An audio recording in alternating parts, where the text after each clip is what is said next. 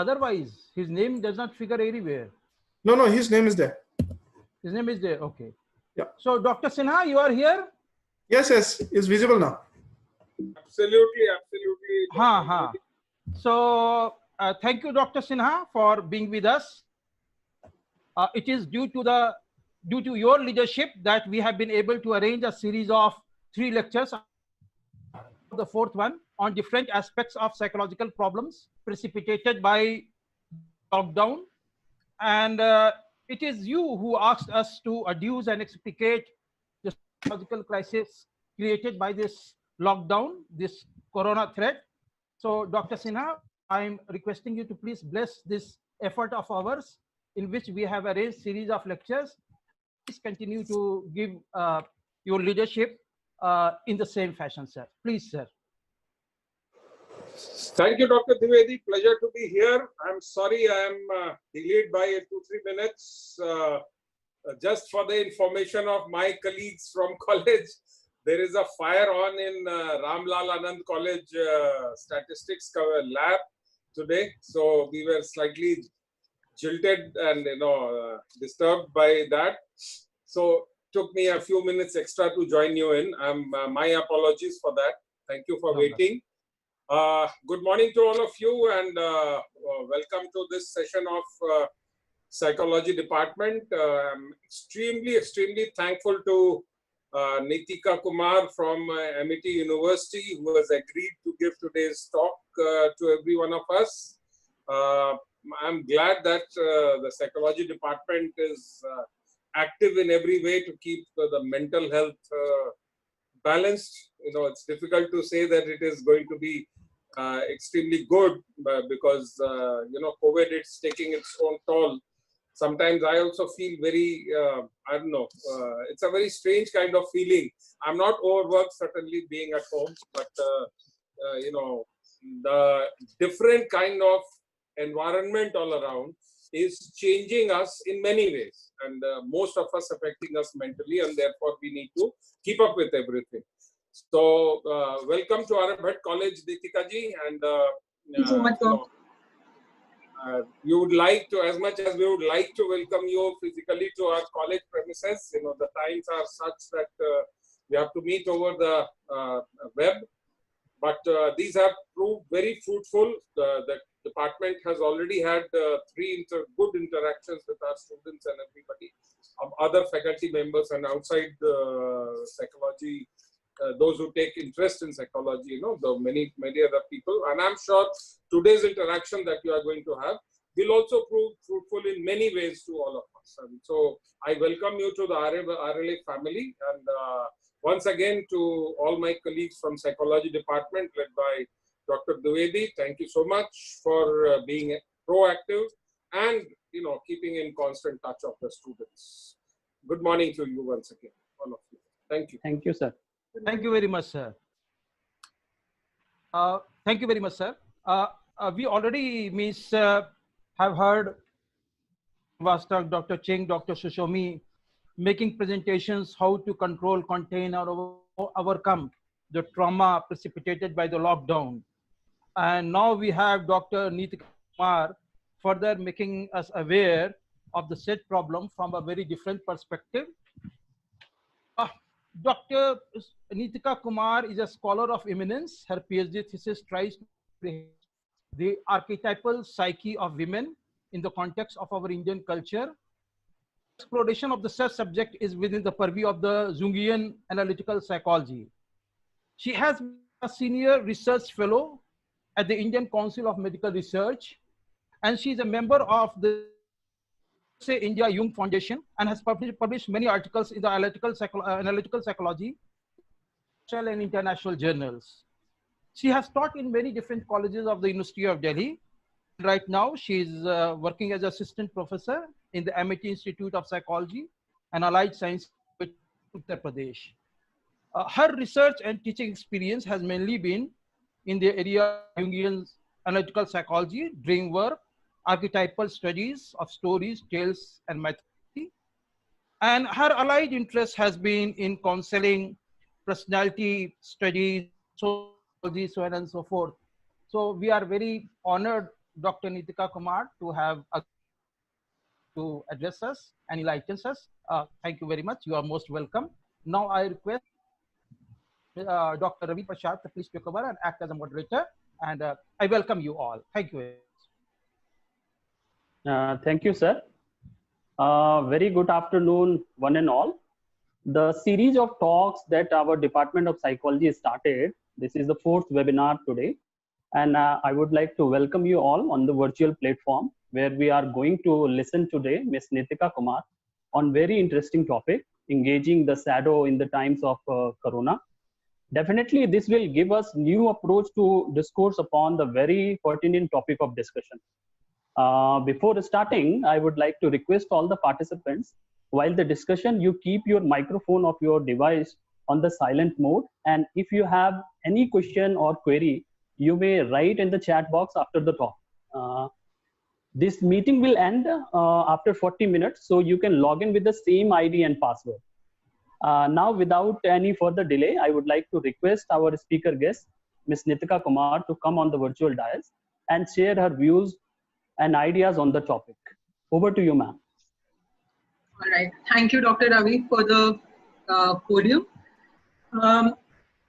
As all Jungians would be aware of, I would like to begin today's discussion, today's forum, with a small story that I wanted to share with everybody. As I begin the story, let me begin with a very comment. Please hold on to the words that I speak right now. Look at your shoes and be thankful because your shoes are plain. For one has to live very, very carefully if the shoes are too red. And now we get into the story. Long, long ago, maybe when you were not there, I was not there, or maybe we were, we don't know, we are not sure. Long, long ago, there was a motherless small little girl. And like a homeless child would be, she had no comfort in life at all. She had to fend for herself. Unlike most of us who are very comfortable right now, she did not have many resources to keep her adrift. Little by little over the years, this girl starts collecting small little scraps of cloth, small little scraps of material. Bit by bit, she gathers a lot of them. And one day, she gathers all these tiny pieces of cloths together and she sews herself nice little pair of handmade shoes, the red handmade shoes. Of course, they are not very comfortable. The girl is no shoemaker. She is not a cobbler. She doesn't know what to do. But she's fashioned herself a fairly fine pair of shoes, and these shoes make her feel very, very, very rich. She doesn't have many things to live by, but she's very happy because she has the red handmade shoes. She's ecstatic. She spends most of the day looking for food throughout the jungle, but the shoes make her feel very rich. She has no riches of the world, but yet she's very rich, very happy. One day, as this little child is moving along the path of the forest, minding her own business, hopping, jumping, skipping. She's just having a nice time. All of a sudden, comes across this beautiful, magnificent carriage carrying an old woman, older than time. Now, when this old woman sees the child, she's aghast. Oh God, my poor child, look at you. You don't even have clothes to wear, such dirty clothes. You don't even have anything to cover your feet with. You're just wearing some scraps of cloth. Let me take you, my child. I'll take you back home. I'll raise you up like my own daughter. I'll give you all the comforts that you can ask for. And so this kind old woman takes our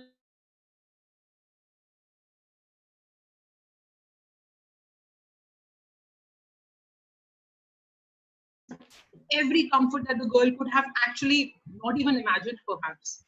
There are warm blankets, there are nice, comfortable beds to be in. She's very, very happy.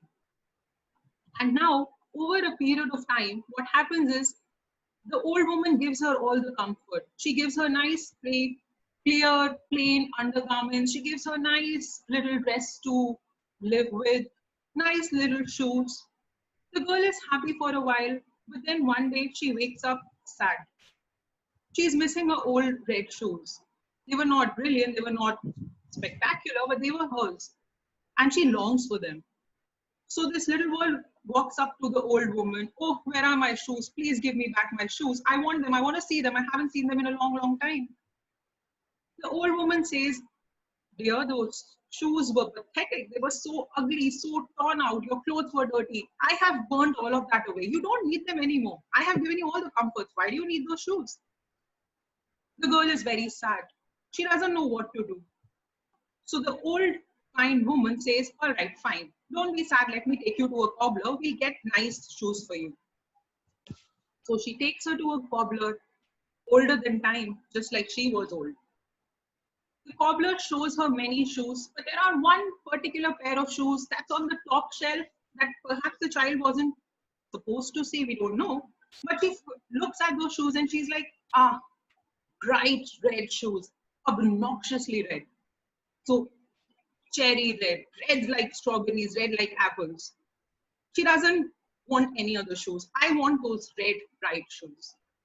And this old woman is partly blind. She doesn't know how obnoxious those shoes are. And the child wants it. She says, fine, yeah, I've burned your shoes. All right, you maybe just take those bright red shoes. Now the little girl takes those shoes, and the next day when she wakes up, gets ready for the church, she puts on those bright, obnoxious shoes and walks with the old woman to the church. Everybody in the church is staring. Oh my God, what kind of shoes are these? Who wears these to a church? She is very surprised. The old woman, who wasn't aware, starts taking notice. Why are people staring at the shoes? What's wrong with the shoe? Eventually, as things happen, people talk. So people talked. The old woman got to know about the red obnoxious shoes. She got very annoyed. She reprimanded the girl. Take off these shoes. You're not going to wear them ever, ever, ever again.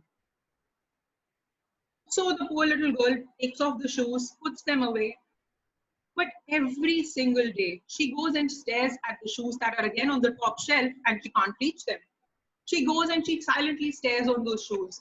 Ah, I wish I could have them back. Ah, my pretty red shoes. I want them. I want them. She's hungry for them. So next day, she goes up when the woman is not watching. She's older. She doesn't keep a watch all the time. She gathers those shoes and walks to the church one more time in the red obnoxious shoes. This time, just like when she's about to enter the church, an old man, an old soldier comes up with a red beard. Very, very fascinating. This soldier bows down in front of the child, looks at the shoes, winks at the child, taps the shoes and says, listen girl, remember to dance. You have beautiful dancing shoes. Please dance.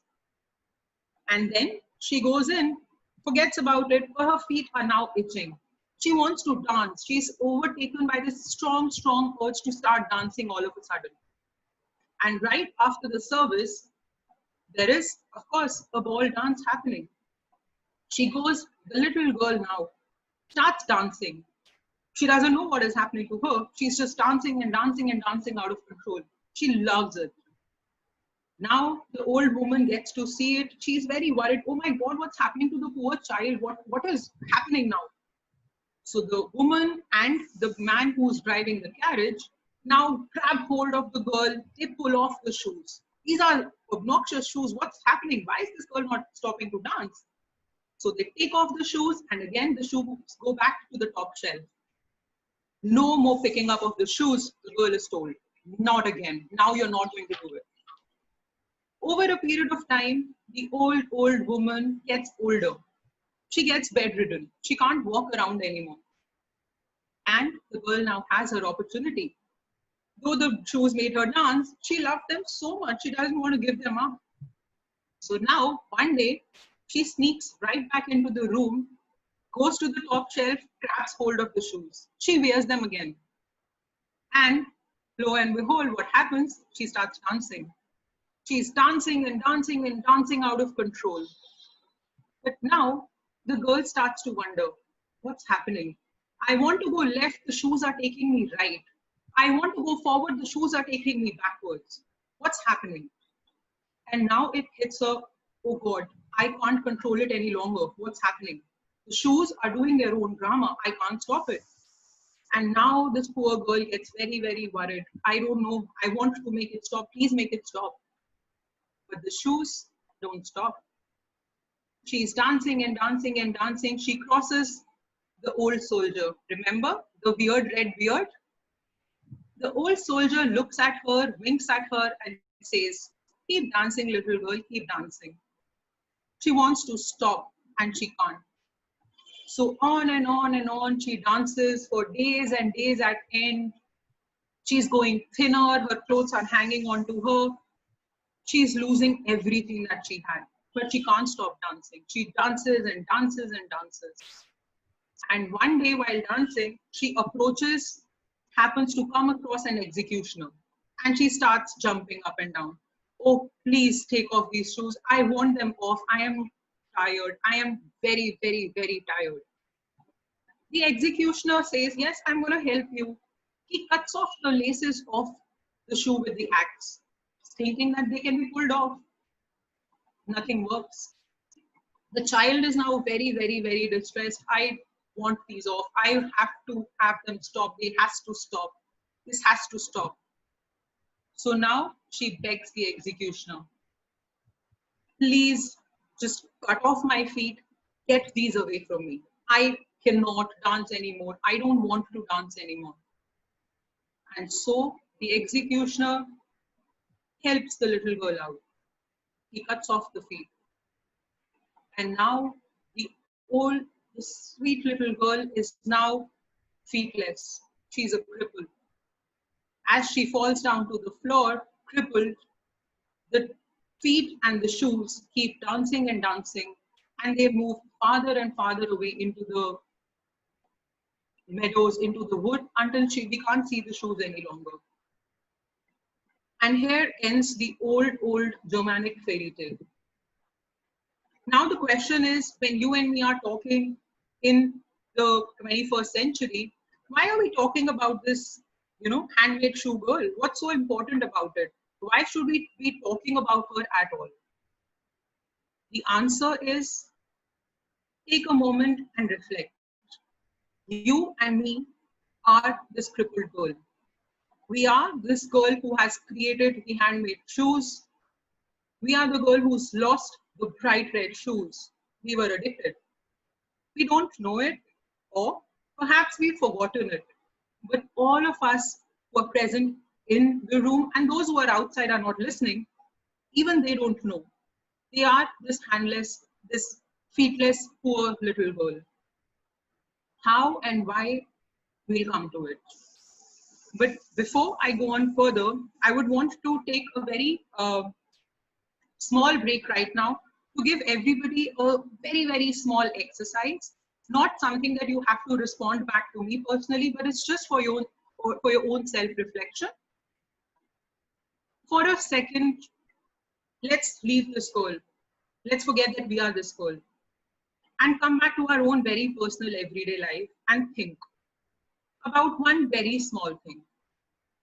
If you do not have your pens and pads around, it's fine. You do not have to write it down, but at least in your memory, think about one person, any one person that you've known, seen, heard about, any one person who irritates you, I'm sorry for the informal language, who irritates the hell out of you.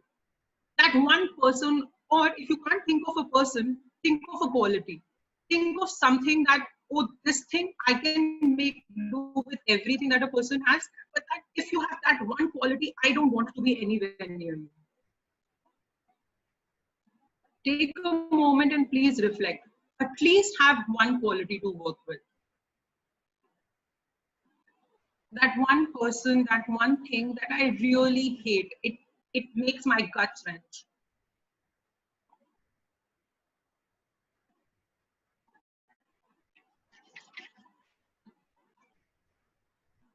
And now, when we've thought about, I hope everybody has at least one quality that you can think of. It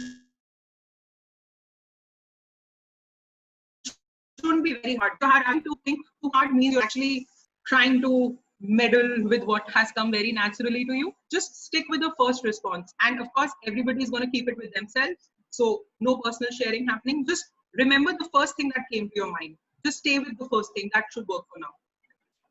So now we take a detour back to the poor girl that we had talked about. The one who was crippled, the one whose feet were taken away. And now, again, I answer the question for you. Why stories? Why at this time and age when we have nothing to do with Germany? I haven't even been to Germany. I don't know how to spell Germany. Why should I be listening to a story at all? Why are we not talking psychology? Why are we not talking hardcore stuff? The simple, very, very simple answer being, for in the field of Jungian psychology and perhaps in life in general, stories are actually medicinal. If you think about it, all the stories, all the fairy tales, all the epics, all the bright, fantasies that we create, all of them have a symbolic language. Stories don't speak in words. Sorry to disturb you, ma'am. Participants, this meeting will end within 5 minutes. So you can just join with the same login password. Yes, ma'am. It's a recurring meeting. Thank you. So maybe I'll stop at a particular point so that we can begin in the next. Okay. Okay. Okay. So just a couple of small important points that I wanted you to reflect on. Why stories? Number one, stories have a natural inbuilt symbolic function. Stories seem to talk in words, but they are actually talking in symbols. And symbolic language is that which is very, very natural to the psyche. It doesn't have to be taught. You and me know the symbols. Second, stories are medicinal. So just like you and me go up to the doctor, we are sick. We ask the doctor for the medicine, but we don't ask him, oh, where is this medicine going to function within my brain and my body? I just take the medicine and I get well. Stories exactly have the same function for the psyche. You don't have to understand the story. You don't have to know the symbols. As long as you hear the story, the healing has been done. Whether you realize it or don't, whether you're conscious of it or not, that's a whole different ballgame. So I'll end this particular part of the meeting by saying we've heard a pretty long story. And there are so many elements, so many symbols that are coming up, but I'm going to restrict myself to what you and me have chosen to discuss for the day. And I'm going to focus very, very specifically on 4 important aspects of the story. Number one, the red handmade shoes that the girl has made. Second, the adoption by the old woman. Third, the addiction and the dancing and the bright red shoes. And lastly, the last end point of the story, the crippling. So I think we can break this meeting right now and join the other one. All right, then I'm ending the meeting. Please rejoin again using the same link. Thank you. I'll see you. Okay, thank you, Ching ma'am. I said that we are going to talk about 4 important aspects of the tale. Of course, when I'm saying important, let's be conscious of the fact that there are many, many elements in this tale. But I'm going to stick very, very specifically to 4 aspects that are important to be understood, to understand the context of the talk that we have right now. So the first important thing to be understood is what are those red handmade shoes? The pretty ones that are not perfect, but have actually made the girl really, really happy. So when you look at the understanding or the symbol of the shoe, it's something very, very ancient. So way, way back in time, people had a certain way of guessing your social standing, your being in the society from the kind of shoes you used to wear. And this is something that happens even till date. We've not lost that legacy. We look at a person, notice the shoes, and we make a very quick assessment about who the person is, what the social standing, and so many other assumptions. In many, many societies, taking of the shoes are very, very essential. Imagine being in a very, very cold atmosphere where you're walking in the snow the whole day. So in those cultures, if you take away somebody's shoes, you're actually committing a crime that is much, much greater, much graver than actually killing somebody. So the shoes, although in our daily lives, we don't think of shoes consciously too much. They are actually a very, very, very important symbol in our psychological life. And where do you wear your shoes? On your feet. So I'm just focusing on very specific symbolisms in the story. I'm not going into the diversity of the symbolisms. The shoes represent much, much more than just this. But for the purpose of this talk, I'm going to focus specifically only on this aspect. Next, the feet that we are talking about, very, very simple. What do we do with our feet every single day? We walk, we stand. Before we walk, we start to stand, right? So shoes that we represent are standing, the grounding that you and me have. And creating a red handmade shoe, making something, fashioning something after a long time. So you remember, the little girl has not made the shoes overnight. She has collected bits and scraps of cloth over a long period of time. So the shoes, the red handmade shoes, that ways are basically symbolic of a natural and instinctual life of the girl. Something that was unmothered. So you remember, the girl had no mother. So when we are saying unmothered, what we are saying is that the girl has not been taught the societal things. She's just doing what comes naturally to us. She's on her own.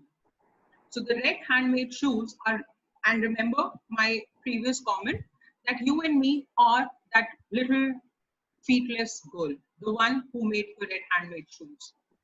So in you and me, our very personal psychological lives, the red handmade shoes are the instinctual life that you and me had at one point of time. I say had for a very, very specific reason, because over a period of time, society, culture, parenting, so on and so forth, has made us live our life in a particular manner. So when we are talking about the basic instinctual life, coming back to how Jung describes instinctual life, he says that you and me, if you are left to the natural state of affairs, we are actually whole. So wholeness that way becomes a very, very important cardinal point for Jungian and analytical psychology. That you and me have everything within us, you and me are whole. Which brings us to the main topic of conversation for the day, shadow. So where does shadow figure in all of this? When Jung says we are whole, he says that we have all the polarities, all the dualities within us. We may look, a particular manner. I may define myself consciously as this and not that, but that I sort of, take away from me, even that is a part of my own, very own personal life.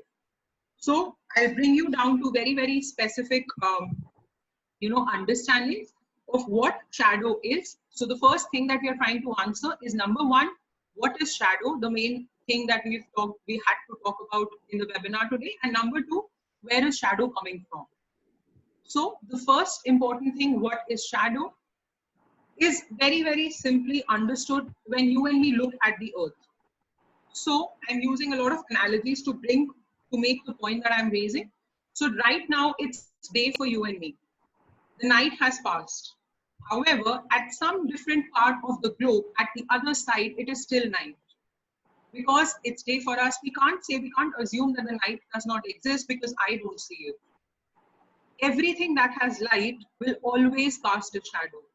So when the sun comes up in the morning, very soon we walk out in the sun and we cast a shadow. So when Jung talks about shadow, the basic understanding that we are given is, because we have the light of the consciousness. So that's the equation that he's making. The consciousness that you and me have is the light.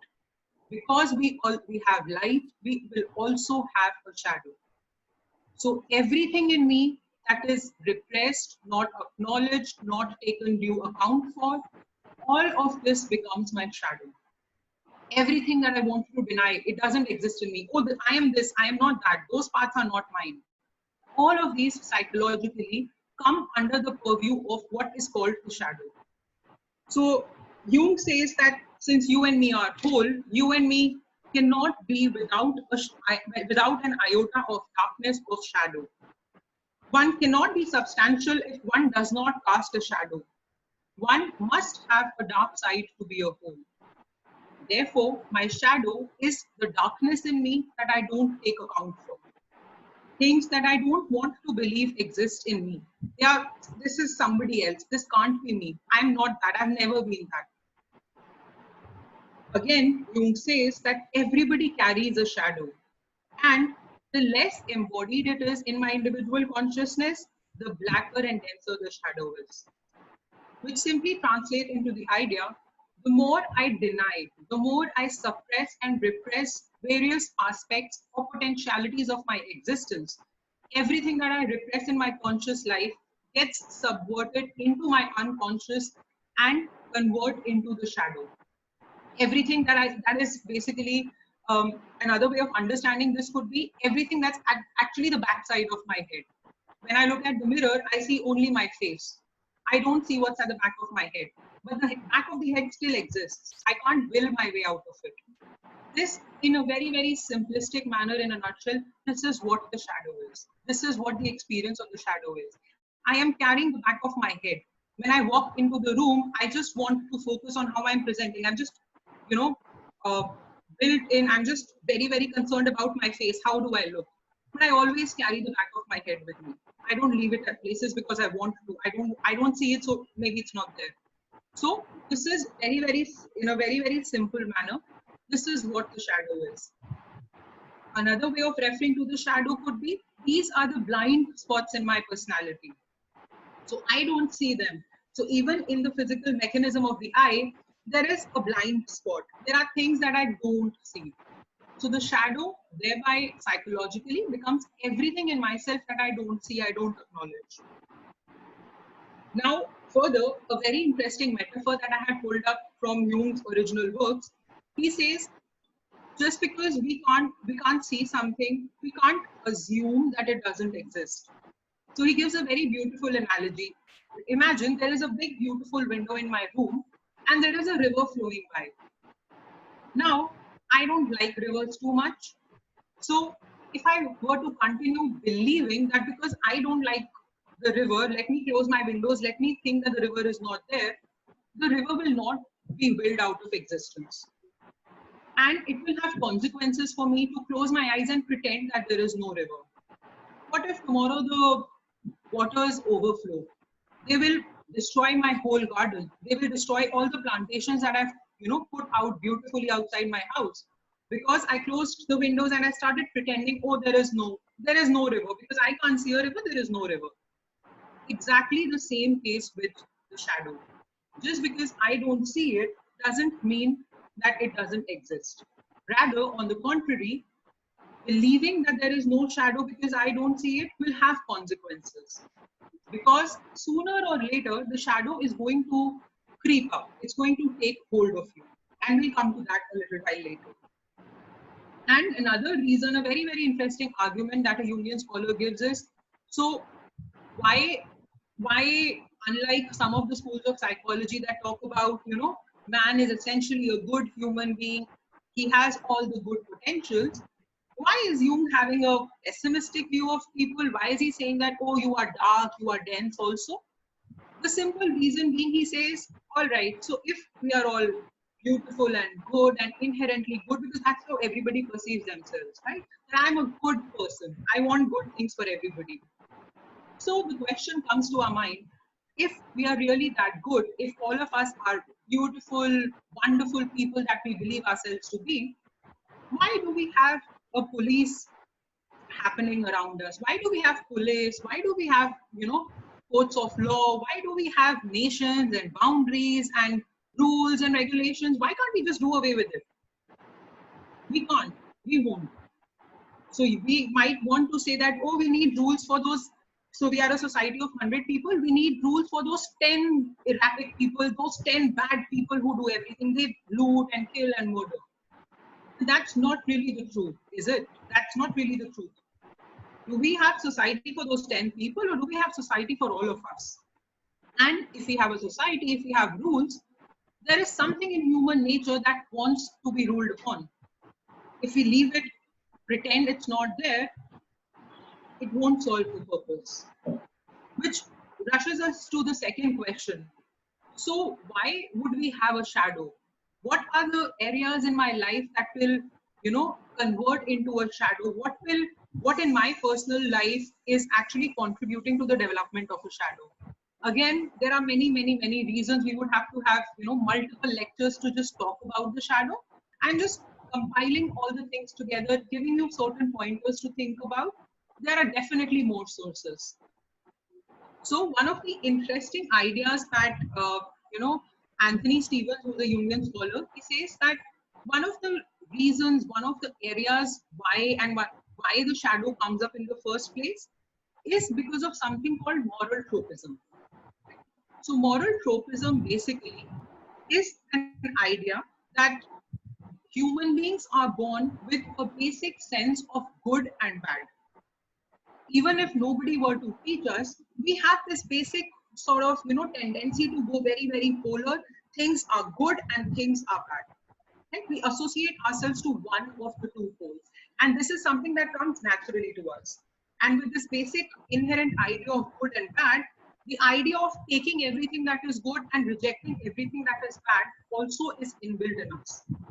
So I automatically, when I grow up in a certain manner, I take up all the good, I want to possess all the good, and I want to ignore all the bad. And everything that I ignore eventually will run down and become a part of my unconscious, which gives rise to the shadow. Interestingly, and we can have a lot of conversation around it, I'll just present the idea and end it there.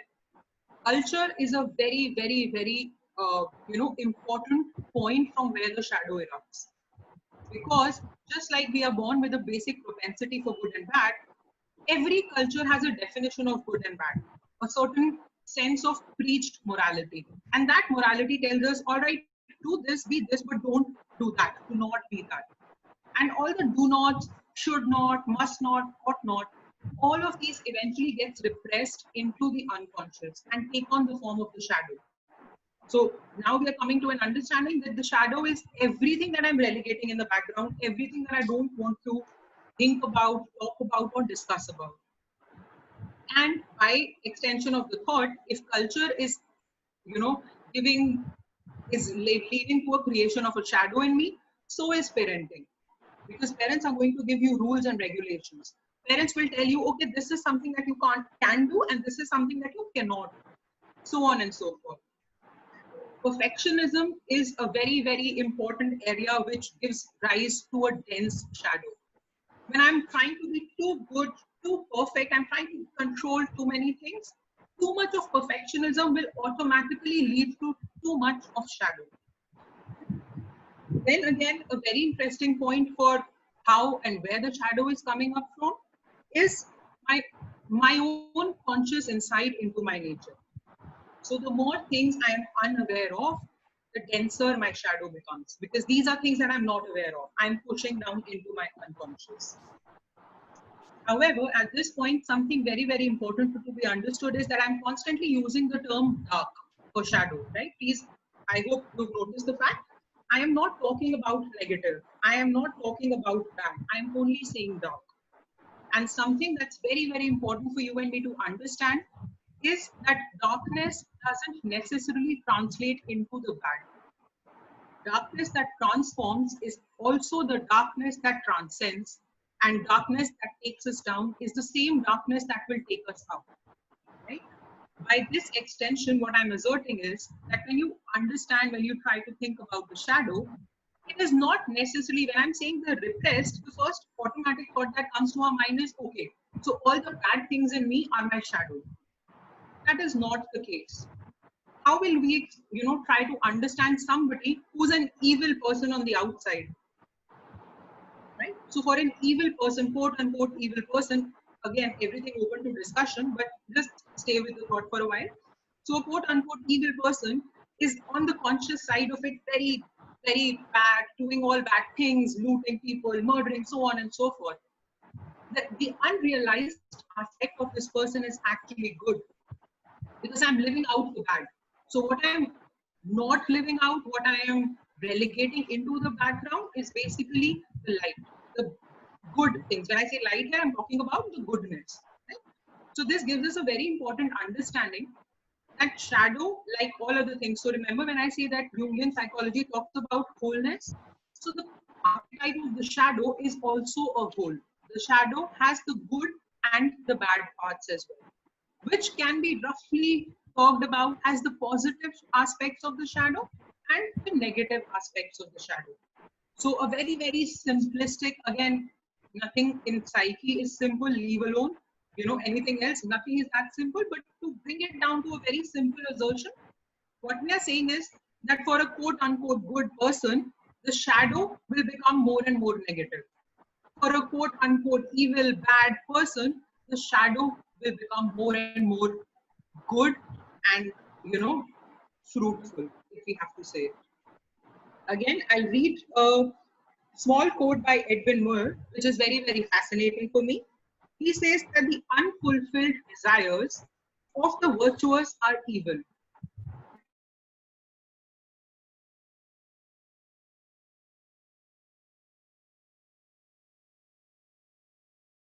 Outside, if I'm trying to be very good, I'm, a good person, my shadow will become very, very negative. If I am a very negative person on the outside, my shadow becomes very positive. Again, something that we could have gone into, but because of the time constraint, I'll not go too much there. A very fascinating thing, I'll just make, leave it for everybody to think about on their own, contemplate maybe. According to Jungian psychology, analytical psychology, dealing with the positive aspect of the shadow is actually tougher. Dealing with my negative, with my bad is perhaps slightly easy. Not so much dealing with my own sainthood, if I have to call it like that. So what do we do with shadow in everyday life? We just project it. We put it onto the other person. So things that are bad and negative, the other person has it. However, very interestingly, if you think about it long and hard and deep enough, I also project my goodness onto the other people. So I am just a normal human being. I don't have anything good. I am not that spiritual. But have you seen that person? Oh God, I idealize him so much. So when I'm doing that sort of an idealization projection, I'm actually also projecting my positive shadow. To accept, and this is something that Jung says, very fascinating, something to think about. Accepting my evil is still easier. Accepting the gold is very, very tough. I'll leave it at that, we think. The next way of categorizing of the shadow is something that we have to be aware of, the layer of the shadow, that it exists both at the personal and at the collective level. So a very, very simpler way of understanding is that because Jung talks about personal unconscious and collective unconscious, he says that there are things in you and me in our personal life that we have repressed, we have pushed down, which is my personal, my personal shadow. It's me. Everything that I am not living out on the outside that gets relegated to the background is my personal shadow. Similarly, cultures do something very, very similar. They will on the outside present a certain face, and this is what they consciously identify with. Again, please remember that the cultures and the individuals are not doing it with a maligned intent. This is just how we actually function in the world. So I have a certain face, I have a certain persona that I stick to. The culture accepts certain things and says, only, okay, this is what we have to be like. Everything that the culture rejects becomes the shadow of the culture. So at all times as individuals, we are in possession of not just the personal shadow, but also the collective shadow. Again, something for everybody to reflect on. Jung says that because it's like all of our personal shadows get combined and fused into a collective shadow, the shadow of the culture, if we have to call it, the shadow of the culture of the mob is even darker. So a couple of examples for understanding this idea would be that when I am an individual person is capable of evil to a certain extent. But when I am in a group, my tendency to become evil, to act out in an evil manner becomes even more strong. Not a very pleasant example, but something for us to really think about, contemplate upon. So let's understand the notion of, let's say, raping everybody. So when you talk about rape, an individual, one person raping somebody versus, a group of people gang raping somebody, the level of intensity, the heinosity of the crime becomes manifold in the aspect of the collective, right? In the notion of the collective. So this is something that we must keep in mind on, and we'll come back to it when I wind up the session for the day. So this means automatically that we have always two levels of work to do. Dealing with the positive shadow and the negative shadow, dealing with my personal shadow and the collective shadow as well. So now we go back to the girl that we began this, session with, the girl with no feet. So I have talked about the red handmade shoes. We've talked about the shadow. Just a quick recap. Now I said that I will also talk about the old woman, and I'll talk about the addiction. And this is where I will link the session to what is happening in our personal lives at this very moment in history. So the old woman in the story is symbolic of the society and the culture. And we've already spoken about how the society and the culture, even with the best intent, actually leads to the development of a shadow. It creates a shadow. Right? So when we are saying that the old woman is the culture and the collective, we are saying that you and me at all times. So we have just the figure of one old woman, but she is representing all the collectives that you and me abide to. So you and me are a part of a college, of a society, of a different religious group, of a nation, of, let's say, a particular profession. So we are actually falling for certain, we are actually enrolling ourselves in certain collective institutions. And all of these collective institutions have certain sets of rules that we have to follow. So as a teacher, I am supposed to be so and so and so, and not be so and so and so. So all these imposed so and so's that I'm not allowed to be are actually going to roll back and create my shadow. Right? So when we talk about the old woman and how she is playing a role in the formation of the shadow, is we are saying that the old woman is the collective, is the social, and when she takes away the little girl, she does it with a very good intent, right? She says, I'm going to give you a nice house, I'm going to give you comfort, and she actually gives comfort. She's not lying about it, right? However, what happens is that in the story, we realize that these comforts are coming with a price.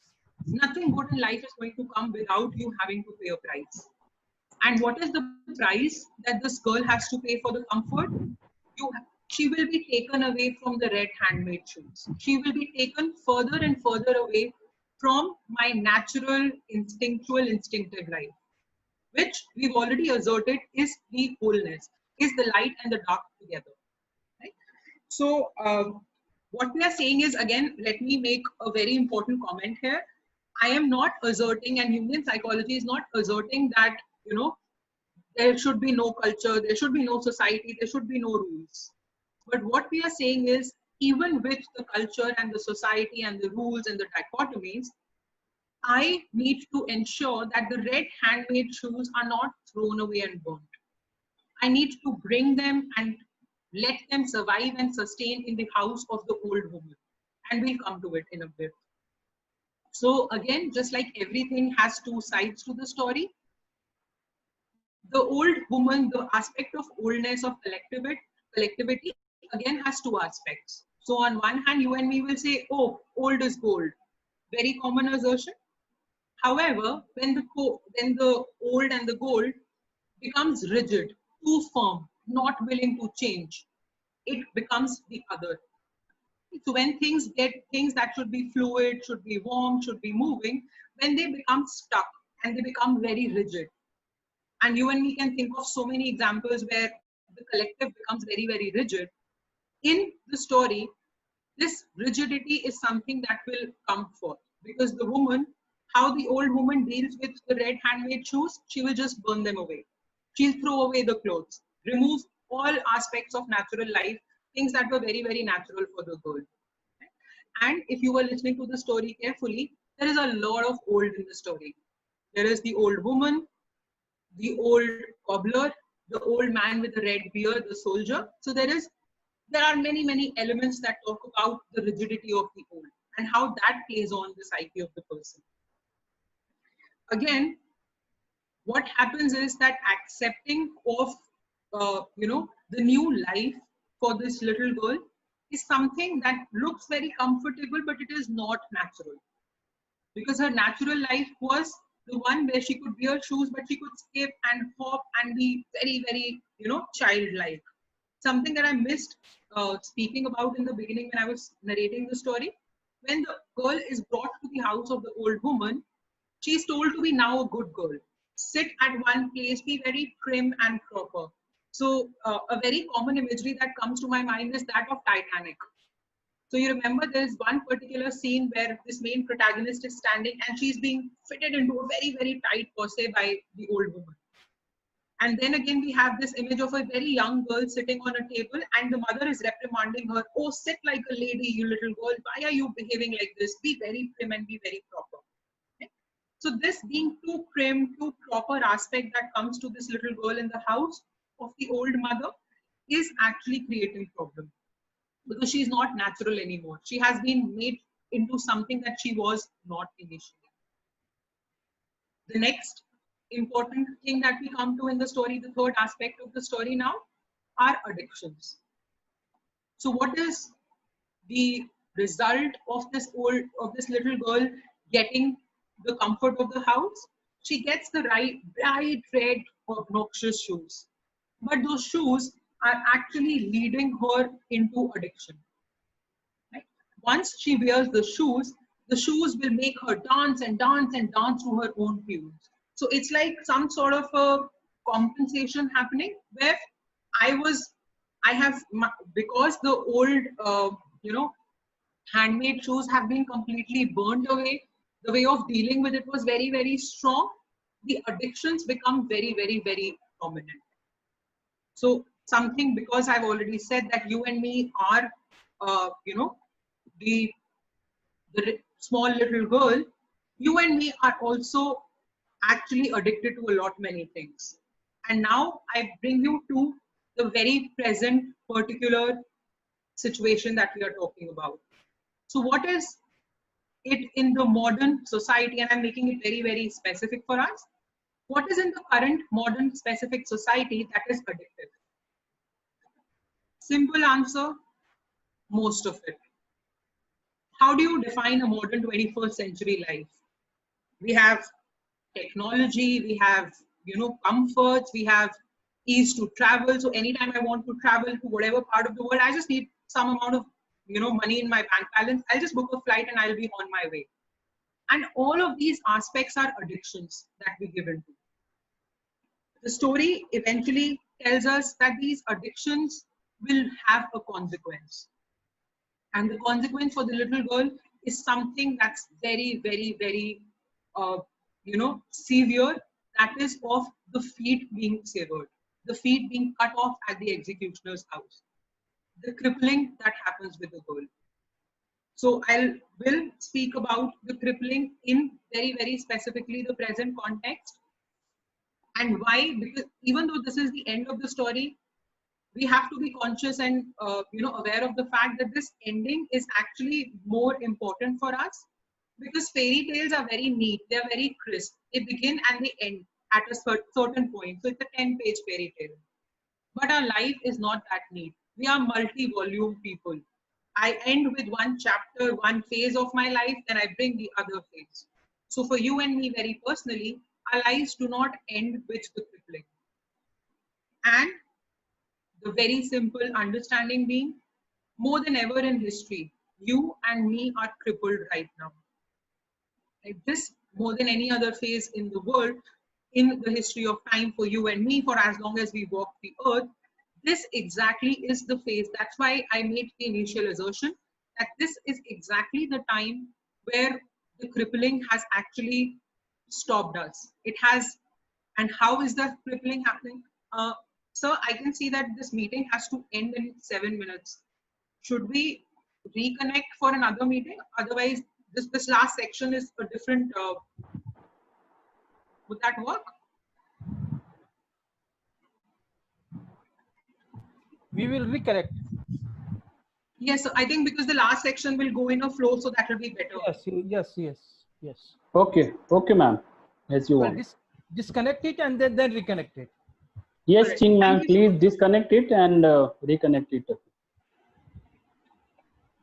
I request everyone to join in again using the same link. Yes, yes. Important point that I really wanted to address for today's session. So we had talked about shadow work in the times of the pandemic. So when I'm saying that the last part of the story, the crippling, is where I connect with the story at the present time, is because more than any other time in the world, it is right now that you and me are crippled. So I have, the most expensive car standing right out at my gate, but I can't move out. I can't walk around. I am constricted. Right? So psychologically, more than any other time in our own personal lives and history, right now we are crippled. Our feet have been cut off metaphorically. I am not free to move around. Right? There is a crippling. We have been stood in our paths. We can't move. We can't do anything. We can't do things that we used to take for granted at one point in time. But the story gives us a very important instruction. The crippling has happened precisely because there was an addiction. Right? So there was a reason. There's always a reason things are happening. So I am not making a huge claim of demystifying the pandemic that we are dealing with, but I'm giving you a psychological, I'm giving you a psychological standpoint for it. There is an addiction in the story which will be followed by a crippling, and I've already, given you a few hints of what I'm speaking about. So when I understand the story, when I reinterpret or revisit the story in the time of the pandemic, I realize that as a collective species, we have been too addicted to things because we've been so much out there. So remember my comment in the last meeting that we are actually very, very, we live in a time, our whole notion of modernity is of excesses. This is what my personal observation is, that most of our, everyday life before the pandemic. So I've heard so many psychologists say that there will always be a pre-pandemic and a post-pandemic. There is not going to be a normal that will come back, right? So when I reflect on these ideas, I realized that there were a lot of addictions that we were dancing to. So I've just made a small list of what my understanding of these addictions for us in the present times are. So we are addicted to technology as a species, as a modern man. We are addicted to too much splurging, too much consumerism, too much things that we want. So today in the pandemic, I think back and I reflect, oh, I don't need too many things to survive. But before the pandemic, before things, I was crippled, I wanted too much of everything. I wanted this and I wanted that. I wanted so many more things. I'm surviving fine without them right now. So I think back. It's being too much out there is what modern life has been about. Senseless running and constant running from pillar to post, don't stop. So when I look at modern life, I think about too much out there, don't stop, compete, move, be on the go. You don't have to stop. If you stop, you will be out of the race. It's like some sort of a maddening race that we are in, and we are dancing. We are dancing out of control, just like the girl in the story was. So you and me have actually been dancing in the bright red shoes without knowing that we were dancing. It's now that my feet have been cut off by the pandemic, now that I can't move out, can't move around, now I think back to all the addictions which have led me here. And I'll give you more pointers on the same. So why at this time, so when I say that I want to talk about shadow work in the times of pandemic, first assertion is, why is it important at this point in time? You do shadow work all the time, but why is it more important, essential, critical in the times of the pandemic? Because right now I don't have the option of being physically out there. I don't have the option of consciously expending my energy on the outside. So think back to the times that we had before the pandemic. Every time I want to pass time, do something with my life, oh, I'm getting bored. So what do? Oh, rush out, see a new movie, go buy, go do this, go do that. Right now, I don't have the option. I'm crippled. So now more than ever, I am forced in the time of the history to stand and look at myself in the mirror, symbolically. Now is the time for the human species to really face what they are doing, which reminds me of this interesting, you know, cartoon that was going around in the initial days of the lockdown. It feels as if the earth has sent me back home, given me a timeout to make me think about what I was doing. So the earth has told me, go back, shut yourself in your house, think what you've been doing. This is the message of the universe for you and me right now. So much of running around, dancing around in the shoes, let's stop. Also, let's be aware of the fact we don't have an option. We have to face ourselves, our realities, thereby, by extension of it, also our shadow. Now, something that strikes me very, very importantly is that Jung often talks about how the psyche has a very interesting way of mirroring the natural world. So things that are happening outside, my psyche will mirror it in a certain manner. What is happening on the outside? The pandemic, the corona is the obvious answer. Let's go back. Let's take a brief detour. Go back to the etymology of the word corona. The corona is, if you try Googling it, it is actually the crown of the sun that's visible during an eclipse. That is what corona is. What is happening during an eclipse, if I may ask? There are shadows being cast. Either of the earth or of the moon, there are shadows. Very recently, a couple of days back, we had a lunar eclipse. Right? So the universe, in a very Jungian terminology, is actually bringing me to the same point. There is shadow around. There is the need to face the shadow. Right? So when we talk about corona and when I go through the, when I dig deeper and deeper to the etymology, I realize, oh, this is exactly what's happening. It gives me an impetus to think that, yes, I'm thinking maybe along the right lines, along the right tangent, that this is more than ever the time in history where we have to look at the shadow, because shadows are being cast. The cosmic events are actually casting the shadows. I can't turn a blind eye. I may look the other way if I don't believe in it, but I can't will it out of existence. Another thing that strikes me in the present time, something that fascinated me while I was preparing for the webinar. Number one, of course, I've spoken that the signs of the time are suggesting me that we are psychologically in the right place right now. Now that we are crippled, now that the cosmic events are giving us all the hints, it is the time for the shadow work. When I dig deeper into, everybody, all of us have been obsessed about kahan se aaya ye pandemic, kahan se shuru ho raha hai, right? One unanimous answer, I don't understand how the pandemic works because in every body the virus will react differently, so on and so forth. But one point is very common. The pandemic, the virus is actually human made. It's a unanimous understanding right now, right? So the common consensual understanding is that some place of the world, let's not go into, political debates, at some place in the world, great, big, very well-read scientists were doing their own thing, using technology, being all good, being, how we are with technology. I'm going to change the face of the world. And all of a sudden, something comes up which is darker and murkier than we expected.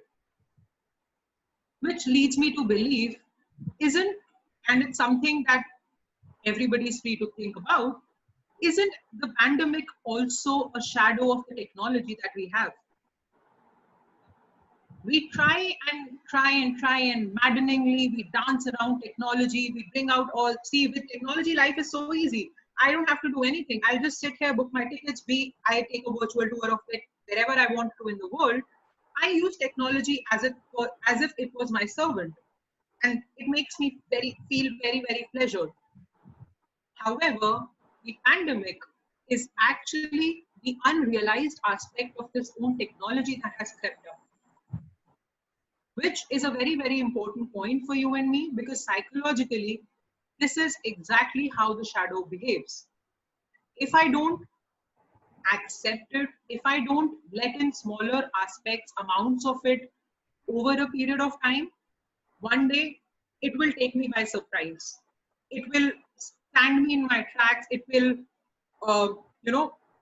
possess me. So something that's very fascinating, which I'll come to again later, but let's talk about this right now. So Jung says that if you and me do not do the shadow work, if we can't assimilate the shadow into our consciousness bit by bit, sooner or later the shadow is going to take possession. So I have only two options. Either I work through with the shadow bit by bit at whatever my own personal pace is, or one day the shadow is going to creep up, subsume me, consume me, and I'll have no way of getting out. And this is exactly one of the points where we realize that, the shadow exists. So think of that example where this old Scrooge-like person who's very, miserly, very stingy, one day all of a sudden, out of nowhere, this person does something extremely good for the society. And I'm wondering, oh, what happened? Or in you and me, in our personal life, I am a very good person. I'm very polite. I don't, I am too polite. So I'm not saying good person. I'm saying I'm too good. I'm too polite. I'm too docile. All of a sudden, one day I lose my temper and I blast out. And I don't know where this is coming from. I wasn't like this. I'm not like this. What made me do this? This is where the shadow has enveloped me. Because all through the time I was living a very comfortable life. Oh, I'm not this. Oh, that aspect doesn't belong to me. But because it's like imagining that spring that we have, the more I try to curb it, at the slightest possibility, the spring is going to spring back up. It's going to come back, and it is going to come back mightier and with much, much more force than it should actually have. So if I release the spring gently over a period of time, it's likely to hurt me less rather than letting it, flip. So the times when people have flipped I'm just saying can, I'm not saying it is, but it can be the time in the life of the person, the very personal life, where the shadow has actually crept up. It has taken possession. So very, very quickly, I'll just rush through this particular section. So why do we need shadow work? Already spoken. If I don't do it bit by bit, one day it is going to engulf me. Second, according to Jung, I can repress the shadow, but I cannot eliminate it. So because there is no elimination, I close my eyes and I say it will go away. I'll wish it away. It doesn't happen. So I must face it sooner or later. And there is always this risk of being possessed if I don't work out. Now, very quickly, I'll get into few very proper, arguments for why at this point in time. I've already made a few arguments. I'll make a couple of more now. Why do we have to do the shadow work at this point in time? So there is an interesting small story. Again, it's not going to be as lengthy as the previous one, just a small anecdote that I'll read out. So this is one of Jung's personal favorite stories, or maybe I'll rephrase it for you. He says that once upon a time, the waters of life erupted in a small well. People were not aware of the well. So when the water started flowing, everybody got very, very fascinated. So people gathered around the well. They started to, and you will not be surprised, this is how people are. People start taking possession of the well. Over a period of time, there are boundaries, there are walls, just like, we imagine those old medieval times, that these wells belong to me, you stay outside of it, this is my boundary, you can't come in. I had no right over the well. Over a period of time, I started saying that this is my well. What happens is over a period of time, the water loses its magical quality because it's being too much plundered. People don't realize it. They keep doing their mindless thing over and over and over again. But a few people were not happy. They could sense, now this water is not helping me out at all. So they walk away dejected. They are still searching and yearning at a different place, far away from this well. Lo and behold, there is another beautiful spring that comes up. And now the story repeats itself. The idea being that sometimes we are looking for the water of life in the wrong places. More than ever in the time of history, the water of life is actually drawing us towards the shadow. We must stop and we must find that. So things that we've always done no longer work. We need a new paradigm. We need a new way to work with the present times. Secondly, I'll just give it very, very briefly. There is a very interesting experiment called the Monkey Hill experiment that is happening way back in the 1925, right? Way back in 1925. So very, very briefly, what is happening is that the researchers create a small concrete jungle and they bring baboon monkeys there. And they have a total of 100 monkeys. So the initial experimental design was, I will get these 100 monkeys, we'll place them in, the concrete jungle, which is very, very small, and we will observe what happens. Maybe they were doing a social psychology experiment, I don't know. So what happens is, what they realize is they did a very, very big folly. After a point of time, they realized that the initial experimental design was that we will have 100 male monkeys. However, because of whatever things went wrong, they ended up sending 6 females as well. They were not all males. And it is a very, very strong, thing with the baboon monkeys. They have very, very strict rules. They are very, very adherent to the rules. So males will fight only with males. Females are not involved. They respect each other's boundaries a lot. But what happens is, over a period of time, there is maddening violence that comes up. The monkeys start killing each other at a maddening pace. And even the female monkeys are not spared. Even the female monkeys are killed. And this continues to happen over a long period of time. So maybe in the 1920s, they were not very, strict about the ethical considerations of the experiment. I don't know. But today, when I look back at the experiment, I realize that more than ever, at this point of time, we are in a very unnatural state, like the monkeys in that experiment. If you look at them naturally, they are used to a very, very huge land area. But they were removed from what was natural. They were put in a very artificial setup and things went wrong. Their shadows started creeping up. They started doing, very evil things that they will otherwise not do. And because you and me are in very unnatural situations, sitting at home, this is not something that is natural for us as human species. Now that we are in that unnatural state of being, the shadows are going to creep up. We can't assume that they won't. We have to stop and look. And again, I'll just read a quote and I'll not talk much about it because of the time. On top of that, the last comment for this is that we suffer from cultural inventions. We suffer from them. We live in the most creative century in history with miracles of technology, ease of travel, and freedom from the drudgery of life. But its shadow appears inevitably as boredom and loneliness. So I will stop at this and I'll probably skip something and I'll move to the last section. The last couple of comments that I wanted to very, very quickly address. Number one,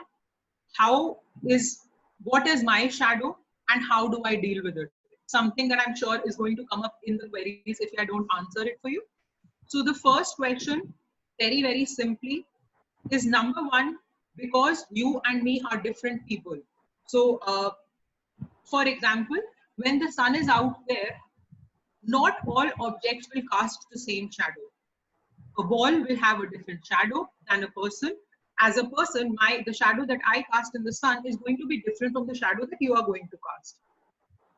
Which brings us to the idea that the structure, formation of the shadow is different for everybody because I'm a different object. As a human, as a fellow human, you are still different from me. So all objects cast a different shadow. Similarly, you and me will cast a different shadow. the best and the most ideal way to know what my shadow is and to deal with my shadow from a very, very analytical perspective, please enter therapy and please get your dreams analyzed. But not everybody is going to have the luxury. So do we just sit and, listen to the good lecture about shadow and then know nothing, we don't know anything how to deal with it? No. The simple answer being, you have to go within and reflect on what you're doing. That is the only way ever that you're going to understand what my shadow is. So I've just compiled a couple of small pointers for everybody to understand. So number one, I've already clarified, there is no one answer to how do I know my shadow. It's everybody's individual shadow. The shadow work becomes very, very personal, but certain general pointers can be understood by everybody. The first point that I could think of for everybody attending, all the students attending the session, was number one, think about where do you consciously spend the most of your time? Where is it that my conscious energy is very, very strongly invested in? Reflect on things that irritate me about the other person. If it rings a bell, you were awake in the beginning of the session. You made a couple of small mental notes about things and qualities that irritate you. And Jung very beautifully tells us that everything that irritates us about other people is actually giving me more information about myself than about the other person. So welcome to the session. You have actually listed one aspect of your shadow in the beginning of the session. Let's face it, let's understand how this is working for me and do the personal work that is required. Then another important way which we can use is to notice our emotional reactions. Right? So there are some people, there are some situations that trigger extremely strong emotional reactions in me. Wherever there is strong emotional investment, there is some aspect of the shadow that's coming up.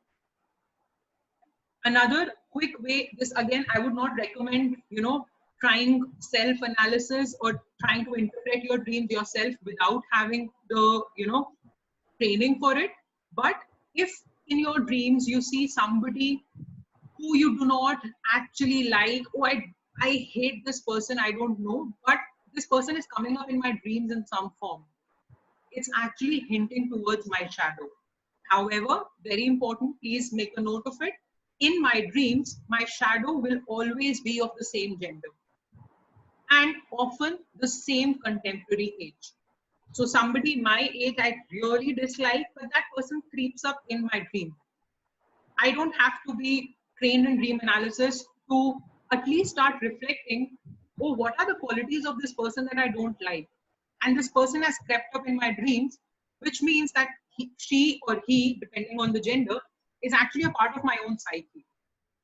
So it gives you a small inlet to understanding the shadow.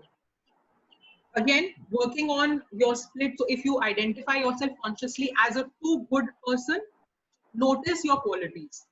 Make a list of it. So for example, if I am a very, very hardworking person and I really, really believe it, my shadow is actually lazy. And how do I make way for the laziness in the consciousness? I'll give you one example and one small incident and we'll end with that. So how do I make room for the lazy? If I am obsessed with hard work and constantly on the go, every few days, give yourself a day off and do absolutely nothing. Be lazy. Right? Because if I don't find ways to live out the lazy aspect, sooner or later it is going to consume me. It's going to take on the entire, it's going to overtake my entire personality. So I'll give you an example. I know it's very too much information at the same go, but I'll give you a small anecdote for understanding. So there is this very, very famous, very, very prominent Jungian author who's worked with Carl Jung himself, and she's very, very well respected in the field. So she says in one of her experiences that I know that shadow work is very, very important. So what do I do to do the shadow work? She says that my outward conscious personality, the light side of me, I am this very big, analyst. People from all over the world come and they want to seek my appointments. I have a very, very big head. I am the big professor. I know I have to experience the downside of it as well. Right? I need to bring back my ego down to the grassroots level, experience the other side. So on the conscious side, I'm very inflated, very good, very well respected. So she figured out her own specific way for dealing with shadow. She says that what I've done is I've made it a practice that every few days, I will take out the garbage myself. So what she's doing in taking out the garbage is she's stepping down from the highly placed ego of the big professor, big analyst. She's going down to the other aspect of being, the lowly person. Again, I'm not making any comments. I'm just trying to make you understand the situation. So when I'm dealing with the garbage, I'm picking up the garbage and bringing it down to the van. I'm actually humbling myself. I'm humbling down my ego, bringing it down from the high pedestal that it has been. Everybody tells me, oh, you're such a good professor. Oh, you're brilliant. Oh, you're such a good analyst. So I periodically take time and I bring down my ego and remind me of my humanity. I remind myself of, that this is just one part of me. The other part also has to be addressed. Okay? So I'll end the session with with the last comment. Going back to the severing of the foot, the execution of the little girl, the feet have been taken away. Yes, there is pain in being severed from the red shoes, but that severing is our only hope. The cutting off of the feet is filled with an absolute blessing. The feet will grow back. We will find a way. We will recover. We will jump and skip and hop again someday. But by then, the handmade shoes will be ready again. We will be able to fashion the shoes once more.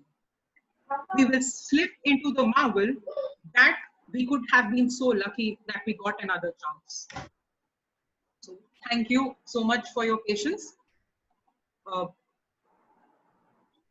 Yes, thank you so much, ma'am. It was really a very enlightening and wonderful talk. And now this is a time for question. So if you have any query, you can ask. Yes, participants, if you have anything that you want to ask. So there are questions, ma'am. First question I will take from Asima. She has asked about, give some examples of collective unconsciousness. Can you please shed light on that? Okay, so it's going to be... Ji. Hanji, sir? Yes. Yes, ma'am. What is collective unconsciousness, and can you give some examples? Okay, so I'll stick to a very, very easy to comprehend example. So the basic notion that Carl Jung suggests is that you and me do not have only a personal unconscious. So very, very briefly, if you look at how Freud defines unconscious, he talks about my own personal background, my childhood, everything that I've forgotten, repressed. Right? So that is the personal level. However, Jung says that you and me go deeper than that. There is some aspect of my psyche that I am not aware of, and it is collectively shared by everybody all around the world. Right? This is in a very, very nutshell, in a very, very simplistic manner. This is what the collective unconscious is. Example for the collective unconscious, please go back to the mythology of the world. Right? So, for example, people in different parts of the world have very, very similar deities that they worship. They have very, very similar gods with fairly similar characteristics. Way back in time, when the origins would have been happening, these people did not physically travel from one place to the other to tell them that, oh, fine, I have made this god, you also make this god, right? The gods came to man. They erupted from some level of the psyche, and because that level of the psyche was shared, even if we are not aware of, that is the reason why all of these, and for that matter, even, for example, when you talk about fairy tales, the themes of the fairy tales are collective, they are shared by all over the planet. So I'll have different names, you'll have different names, but the theme remains the same. So again, giving a full a greater answer would require too much time, but I think I'll stop at this for a while. Collective unconscious is that part of the psyche which is shared by every human being, irrespective of the time and the history. It expresses itself in the time and the history, but it is far beyond and far deeper. So all of the things that I have never known, but I respond to, right? I don't know where these things are coming from, but these symbols speak to me in a certain manner. Yes, because my collective unconscious already knows it. So it's like when you say evolution happened, I carry my physical history in my body. Similarly, I carry my psychological history, not just my history, but the history of mankind in general. And this history is one of the understandings of the collective unconscious. Okay, ma'am. Second question came from one of our colleagues, Sushomi. She has asked, at different times, do we have different collective unconscious? No. The simple answer would be the collective unconscious is by and large the same. It's composed of a similar structure. However, it expresses itself differently. So when it's like the ocean, right? So at the bottom of the ocean, things are the way they are. On the surface, we experience it in a different manner. So you experience different waves, I experience different waves. The bottom of the ocean remains the same. So with the collective unconscious, the bottom is exactly the same. The culture, the time that we are in, so on and so forth, will affect only the upper levels of the, the surface layers, which help me connect to the deeper source. Okay, ma'am. Thank you. The next question is from Sameer. He is asking that can archetypal work be done in this uncertain time? I think I have answered this question, but I'll reiterate myself. I think more than ever, we need the archetypal work right now. So as we've already spoken, archetypes remain stable. So more or less, when I say stable, I don't mean stagnant. So there's a difference. So when I'm saying archetypes are my, the only thing that I can hold on to in the current times. So if I understand it from that perspective, I realize that archetypal work more than ever at this point. So like I was talking about the shadow. Shadow again is an archetype in Jungian psychology. More than ever right now, dealing with the archetype, living with the archetype is my only way out of the chaos. It's my only way out of the mess. So I think yes, we can and we must actually. Okay. Next question is from our teacher in charge. Yes, sir. You wanted to ask something. Yes. Dr. Nitika, it was really, I got swept off my feet. One of the very few good lectures that I have listened all through my career. I am teaching autobiography to my students in Department of English. And when we were delivering the lecture, suddenly I had a new insight how to decipher the meaning of autobiographies that many political leaders, philosophers have written. And I realized that only Saint Augustine, who has written Confessions of Saint Augustine, and Gandhi, in my experiments with truth, they are trying to meet their shadows. Others try to build up their image in a very egoistic manner, means pompously claiming this, that, as if they were a divine being ready to change the whole world. But Gandhi undermines himself whenever he is writing. All the flaws which occurred only on the level of thought, even that he is recording. There was no need of talking about that. So, please comment, is Gandhi trying to meet his shadow all the time when he is writing about his life? I think it won't be enough to say that he was only talking about the shadow all of the time, but he's frequently encountered it. Because for him, for example, if I were to talk about his idea of giving up the persona of the, foreign tutored lawyer and coming back to the grassroots level, might have been his way of connecting with it. And I think, so if this speaks to you, maybe if we go back to Carl Jung's own writings, he does a lot of shadow work in his writings. He will always accept the reality of the situation, something that I did not pick up for the students right now. It's a very big discussion. But for example, Jung would tell us that even God has a shadow. which is something very blasphemous for somebody. But if you really think about it, there are many, many, many levels to it. So, and somehow as you talk about authors who deal with things in their writing in a certain manner, I am recalled of so many authors who have had a very brilliant academic life, and then towards the end, they were brought down by big full-blown psychosis.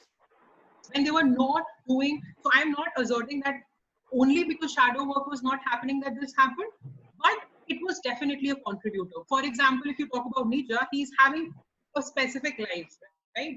Towards the end of his life, there will be a complete breakdown when you are too much up in the air and you're not relating to the grassroots level.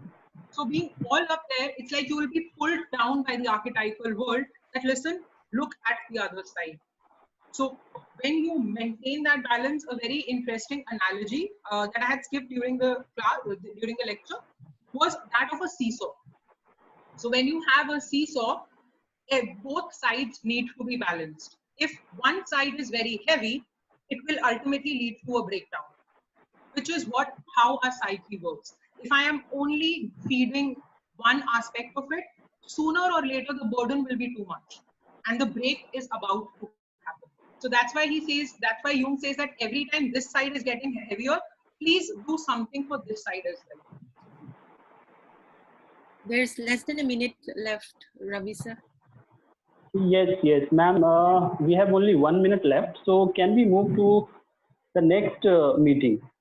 Yes, I think we can. Because we have lots of questions.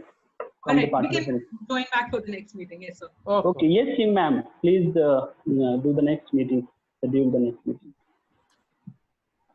And the next question is from Khushi. She is asking that in the middle of this pandemic and lockdown, where our mental health is already be affected, is it the right time to reflect on our shadow? Yes. I think, Khushi, I had a lot of examples that I had listed down and I wanted to take up during the earlier discussion. Whether we are aware of it or not, there is already a lot of shadow work already happening. So your question makes me think that one thing that I have to repeat, maybe for your,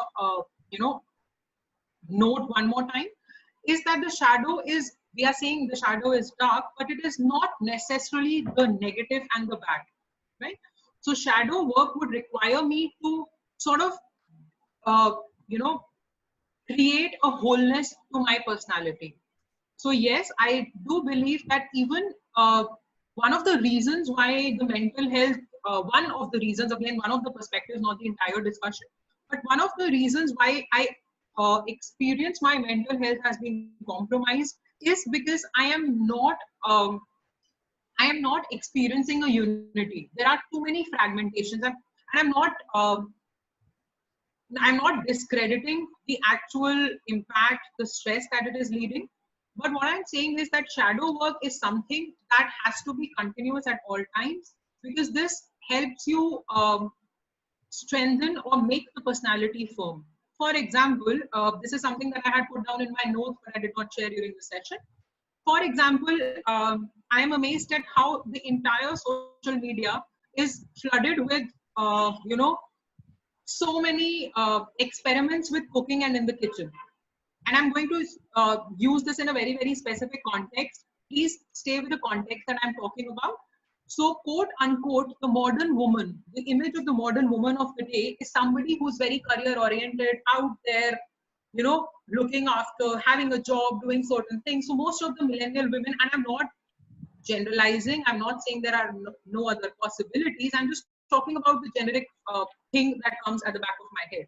So most of the millennials in general, women, men alike, we don't associate ourselves too closely with the domesticity part of it.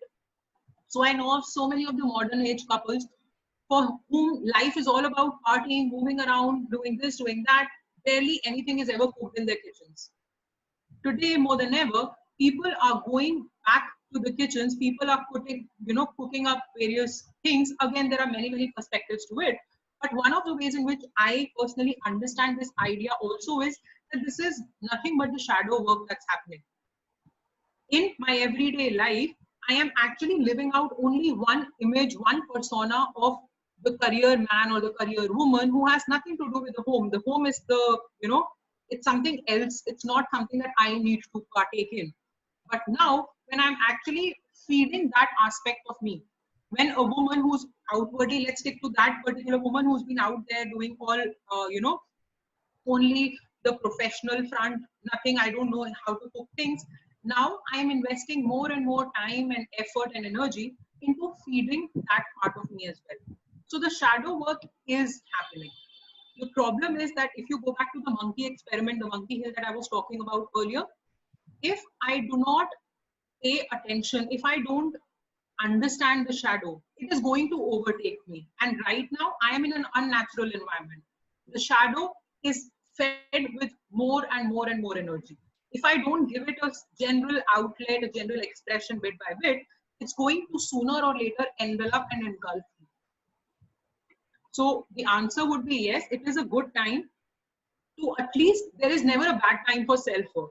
And right now, when you have no parties to attend, no other social engagements to attend, this is perhaps the most fertile time for you to face yourself, face the reality of who you are, as I quoted, I'm quoting myself from the lecture. So I hope that answers you, Khushi. Okay, ma'am. Thank you. Next question is from Asima. She is asking, if I always try to be true, polite, and humble, my shadow would be rude, diplomatic, and aggressive. Then how to work on my shadow? Yes. I think, Ashima, if you realize that this is what my shadow is, so you've already taken the first step. So shadow work is already in progress. So I had again made a note of it. Good, you bring that back to the question answer session. If you are being too humble, if you're being too polite, there is always a chance of, the rude and the aggressive, the words that you're using, that part of my, that shadow creeping up on me. So one of the things, again, everybody has to have their own personal ways of dealing with it. But one of the things that you may or you can practice doing is do what comes naturally to you. So all of us have a certain outlet mechanism. So for me personally, I love to write. So if I have to deal with such a shadow, I would maybe write a really aggressive story. Or once in a while, again, remember the balance and the fulcrum. Don't feed in too much at any time, but for the sake of maintaining the balance, I would not shy away from once a week binging myself on a very, very violent video game. Again, as a psychologist, this might be a very, weird suggestion coming, but you have to realize that you have to bit by bit give a certain sort of expression and acceptance to that part of me. Again, I'm not going to tell you, please go out and start beating up people, be aggressive.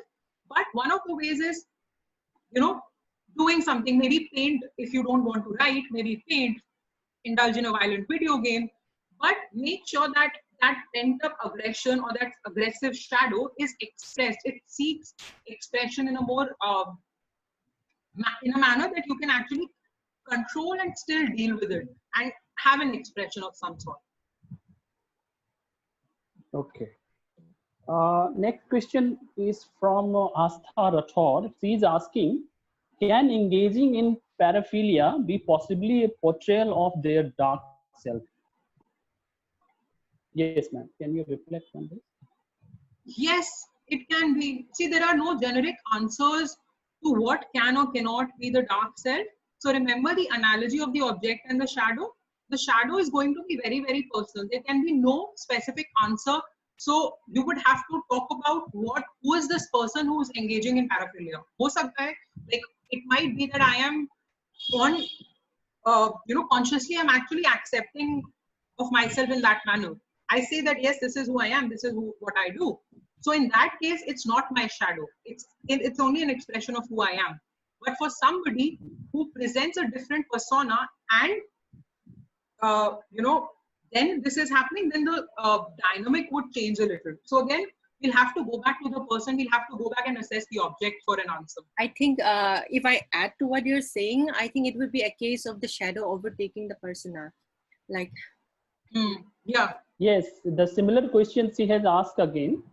that it's a case of shadow overtaking the personality. Oh, that's what I You mean. don't That's have what an identity anymore. Yeah. Your shadow becomes your personality. That was written by me. Yeah. Yeah. Okay, okay. You have it. Sorry. So this I- was the last question, I guess. Ching ma'am, is there any question? No.